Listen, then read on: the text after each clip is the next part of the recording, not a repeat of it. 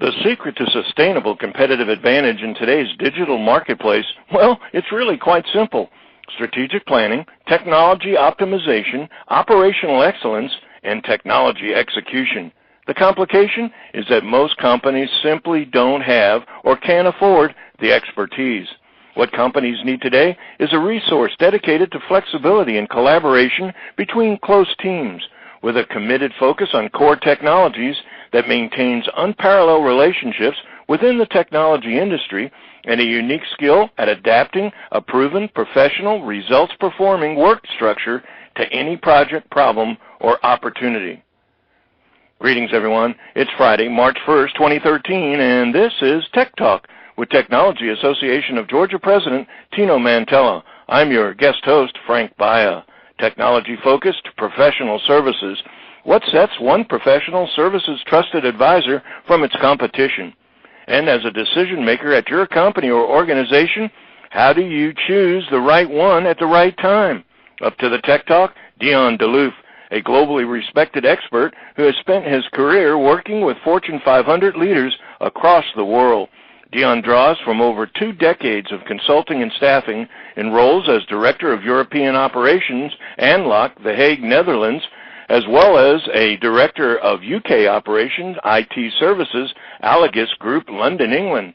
Today, he serves as Chief Executive Officer for Anteo Group, a once startup professional services firm that is now an employee-owned company with offices in Atlanta, London, and San Francisco.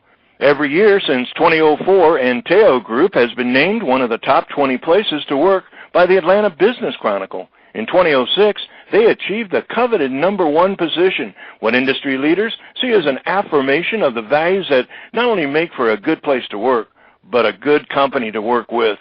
From industry changes over the last decade to finding great candidates in a tight IT market, what's hot with clients now and in the future, and just what does a decision maker look for in a trusted advisor? As the Tech Talk turns professional services inside out, as we meet globally respected top executive and respected expert Anteo Group CEO Dion DeLoof.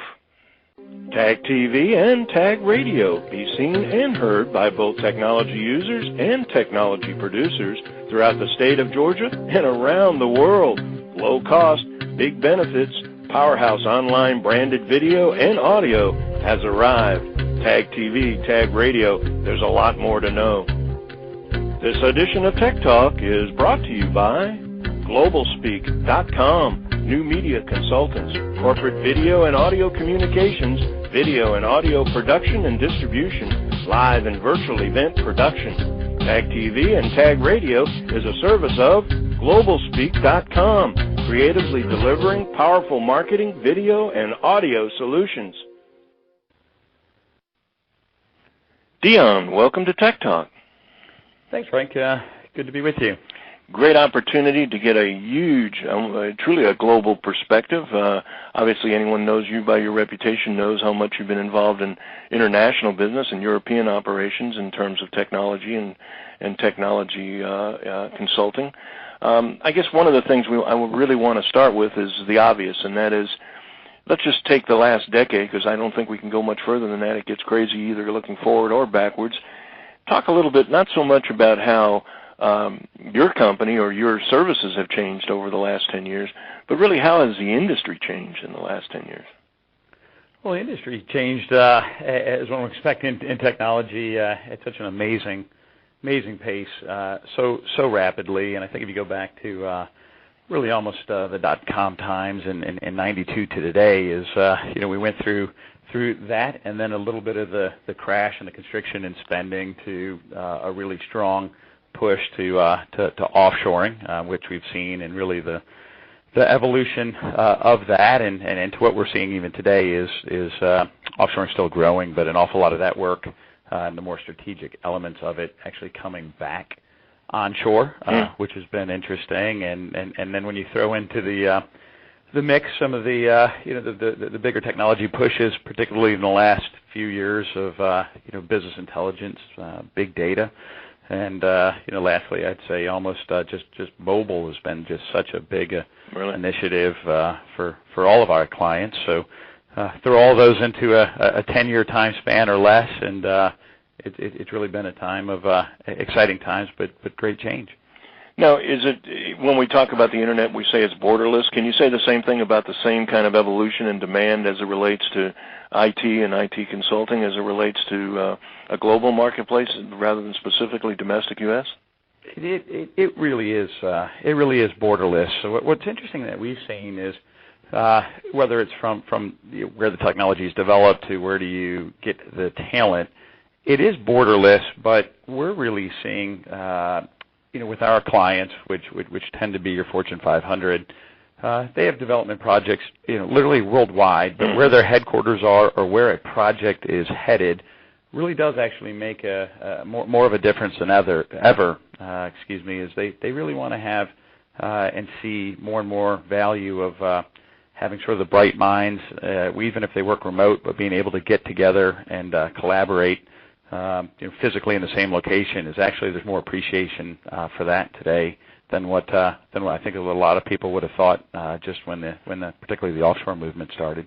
Well, needless to say, I think everyone, we're all kind of competing to a degree after that Fortune 500 group. Give us some insight in terms of how do you find great candidates in obviously a tight IT job market to provide the kind of talent and expertise that you're talking about that's going to, I guess, excite them and engage them in picking you versus, say, your competition? It really is a challenge for everyone. If you look at, depending on which survey you refer to, but IT unemployment, certainly below 2%, if not below 1%. So essentially, for top tech people, and I think most would absolutely agree, is it is a war for talent. And what we're seeing, whether it's recruiting folks and consultants on a contract basis or for ourselves internally in our consulting group, we're advising our clients that really when you have open positions, because there is an absolute shortage of people, it is, besides the hard core, if you will, technical skills, really doing a great job of explaining to a candidate why you're a great company to be a part of and a great place to work and how they're going to grow. What's attractive about being with you versus your competition is really, really critical. And we coach our clients quite a bit on that because most of the candidates and consultants that they're interviewing have 2 to 5 different offers that are out there. But I have to say, particularly the last couple of years, our clients have gotten an awful lot better at doing that. And if you have good, exciting, interesting projects, the candidates notice that. Well, we're going to ask for some secret sauce here, if we can use an old term. I almost had to smirk when you talked about the good old .com days as if they were, Model T or something. But I guess things have rapidly switched so quickly that it has been a long time. But I guess where I'm going now is the Atlanta Business Chronicle, obviously for the last 8 years, has found you guys one of the best companies to work for. Let's go inside a little bit and talk about what's your recipe for success. Well, we've really been honored and humbled by that. And it's one of the awards that we're most proud of.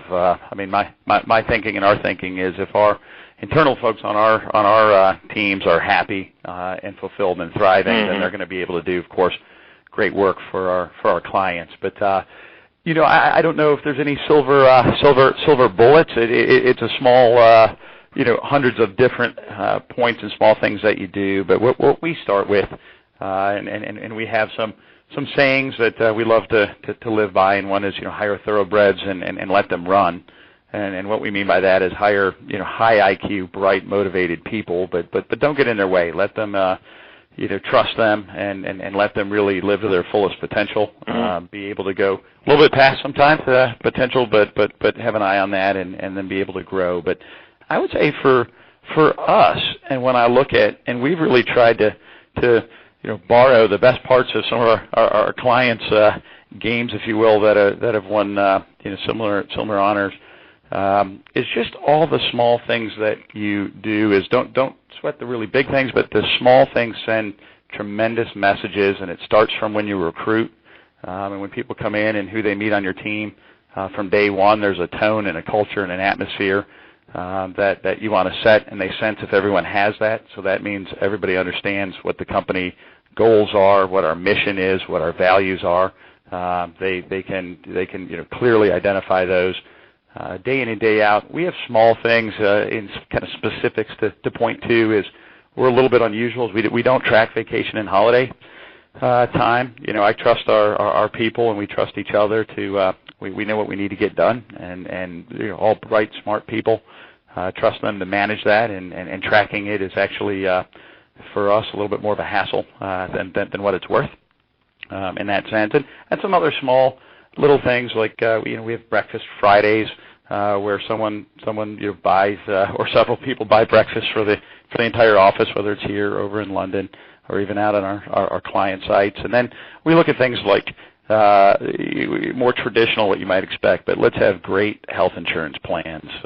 Let's make sure that we've got long-term disability and sort of what I would call the human resource programs, but we want the best that's out there because we want to make sure that we're taking care of each other, and that sends a message of that the company does care. And then ongoing training. A company our size, when you look at a couple hundred people total, consultants included, is we'll look at internal programs for training and set budgets and let people come and propose the kind of training that they want to go find versus dictating and of course we'll suggest, but I'm a big believer that people know where they feel like they're having a personal gap, and they'll come and say, hey, I'd like to go to, if it's here in Atlanta, I'd like to go to Georgia Tech or UGA or elsewhere and take some classes, what have you. We'll have the company cover that and give them time away, of course, to be able to do that. So they're doing a little bit of a professional development too. So where do I sign up?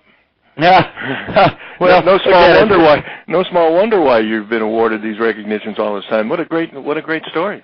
Well, our thought is, again, you want to hire great people, really look after them. They're going to be phenomenally productive, and you can do more with fewer people who are personally growing. But in all candor, that's the kind of thing that I think all of us strive to do. But to really accomplish it and to be as successful at it as obviously you guys have come to be is pretty impressive. Talking about consulting and staffing, a lot of times solution providers will talk about what solutions they provide, but they don't necessarily tell the customer maybe what the customer's problem is. Can you address it from a completely different perspective? If you were talking to, and you are now, hundreds of prospective clients, what would be some of the red flags that you say, if you're not doing this, if you're not keeping up with your competition, if you're reading about something and you don't understand about a new technology, big data or social media or something like that, or other technologies. Talk a little bit about it from a client's perspective. What would be some of the red flags that a client would say, wait a minute, I need Dion? Well, what we're seeing, and is really, really interesting, particularly the last 3 years, and maybe before that as well, is our clients now, after the recent downturn and recession, we're really trying to do so much still. Their workload in technology didn't get less. It got more and grew, but they were trying to do it, generally speaking, with fewer people.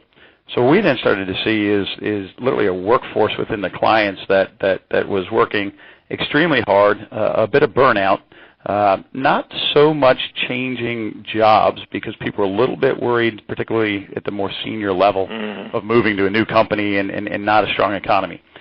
Well, as things have gotten, the economy's gotten a little bit better, and we're seeing an awful lot of promising news, particularly in technology.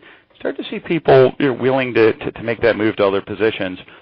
Still some tentativeness there, but still clients, and part of the drive here has been just a lack of being able to find great talent quick enough.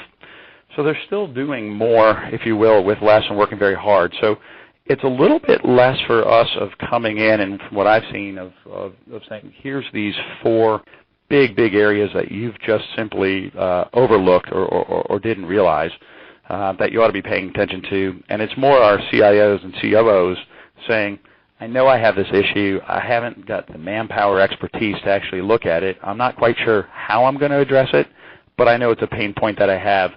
What do you think? How can you help me? And so what we do is usually in that conversation, it's part of our consulting group where we're looking and saying, look, this is how we see other clients have done this, that are perhaps in a similar vertical to what client might be. say, here's a roadmap for you. Now, how would you like to do that? Do you have the staff on board to do it yourself? Do you need to bring in an outside consulting company?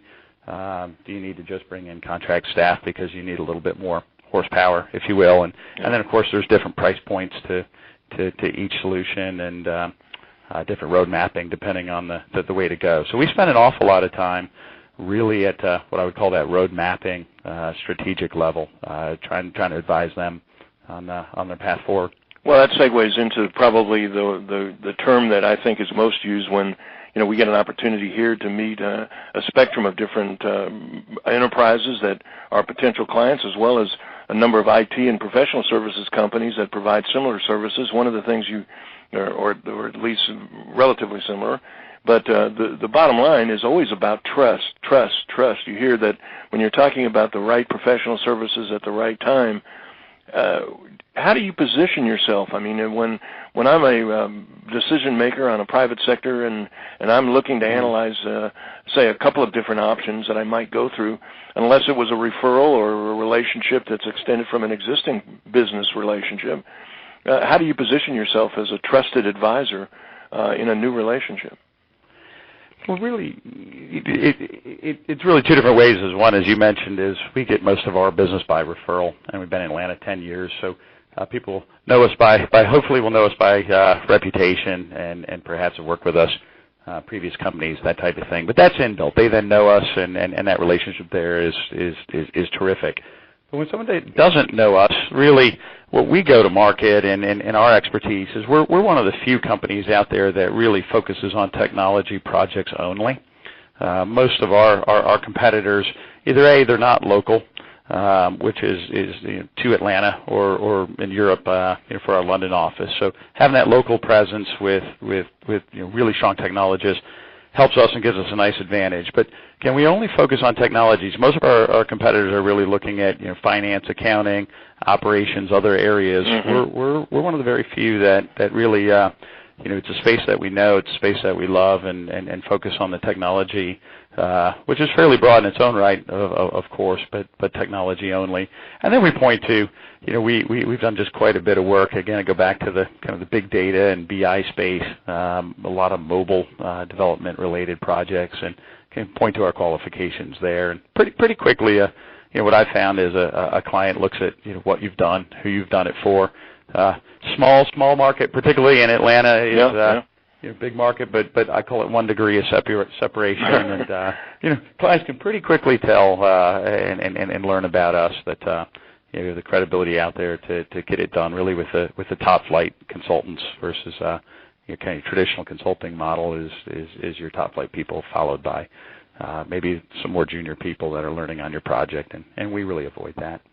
One of the things that I'd be remiss in not asking, we're quickly running out of time, so I'm going to do it now, and that is, let's talk a little bit about initiatives and projects that you're seeing on the horizon. I mean, the things that clients are pursuing right now.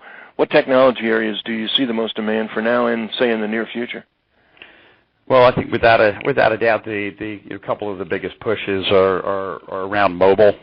Is just massive for everyone. There's certainly a shortage of talent, but almost every single client that we have has a big mobile initiative or initiatives, and is trying to various stages of evolution look at what they're doing with mobile and how do they go to market mobily and do that effectively for them, and so that's just a big area. Lots of projects there. And then back to the business intelligence space is so exciting. Big data is often referred to. So much happening there across every industry, and every client we have is looking at that and saying, hey, how do I take advantage of the tools and implement them and use them effectively? So big data, BI, and mobile are probably the biggest areas that we're seeing. And that crosses, just about every industry, and I think that will be the case for quite some time to come. Well, I would think also, I heard a term just the other day of cosmetic technology, where this whole issue of cleaning up the bring your own devices and having to make things that don't seem to look like they belong together all work in synchronization. Is that also something you're looking at? Well, we are, and what's interesting market right now is acquisitions again quiet for some time, but you see in the news a number of different either acquisitions or money raised, but clients are now going out and acquiring other companies again, and we're seeing that gain more and more momentum, and that's exciting. But then you're bringing in an acquisition that you then have to integrate maybe on different systems and what have you. So we're seeing probably a good quarter of our work, if not more, and gaining steam coming from just that acquisition/integration type issues that come with that, and that's exciting. That's good for our whole economy, and that's good in the data space and technology space to see that happening again. May that continue.